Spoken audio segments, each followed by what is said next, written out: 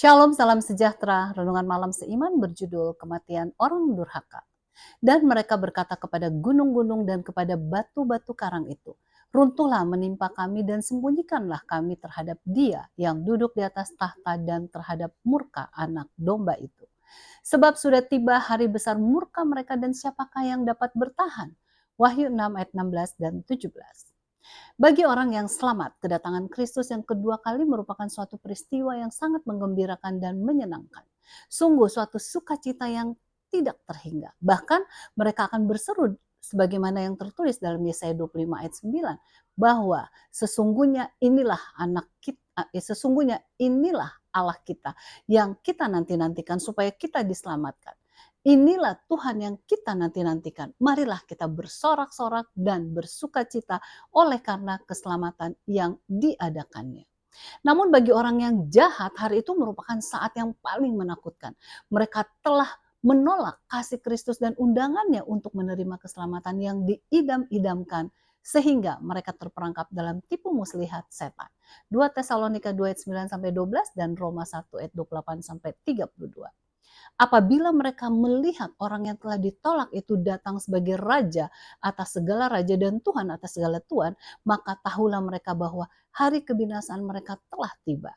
Dengan dirundung rasa takut dan putus asa yang luar biasa, mereka meminta agar ciptaan yang tidak bernyawa melindungi mereka, sebagaimana yang tertulis dalam ayat inti di atas tadi.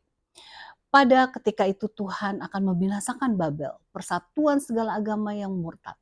Dan ia akan dibakar dengan api. Wahyu 18 ayat 8. Pemimpin konspirasi, rahasia pendurhaka dan tidak mempedulikan hukum. Dituliskan dalam 2 Tesalonika 2 ayat 8 bahwa Tuhan Yesus akan membunuhnya dengan napas mulutnya dan akan memusnahkan kalau ia datang kembali. Kuasa yang bertanggung jawab atas pemaksaan tanda binatang itu akan dilemparkan ke dalam lautan api yang menyala-nyala oleh belerang.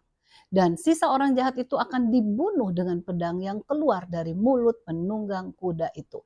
Wahyu 19 ayat 20 dan 21. Sungguh satu hal yang mengerikan daripada akhirnya orang jahat atau mereka yang telah menolak Tuhan. Namun hal itu belum terjadi. Mengapa? 2 Petrus 3 ayat 9 menuliskan bahwa Tuhan tidak lalai menepati janjinya. Sekalipun ada orang yang menganggapnya sebagai kelalaian, tetapi ia sabar terhadap kamu karena ia menghendaki supaya jangan ada yang binasa, melainkan supaya semua orang berbalik dan bertobat. Tuhan merindukan supaya lebih banyak orang yang akan bertobat sebelum Yesus datang kedua kalinya. Sebab itu marilah kita kabarkan kepada mereka sementara masih ada kesempatan. Kita merindukan lebih banyak yang selamat daripada harus menderita saat Yesus datang. Sesungguhnya Tuhan itu kasih adanya. Terimalah dia sementara masih ada kesempatan. Kiranya Tuhan memberkati.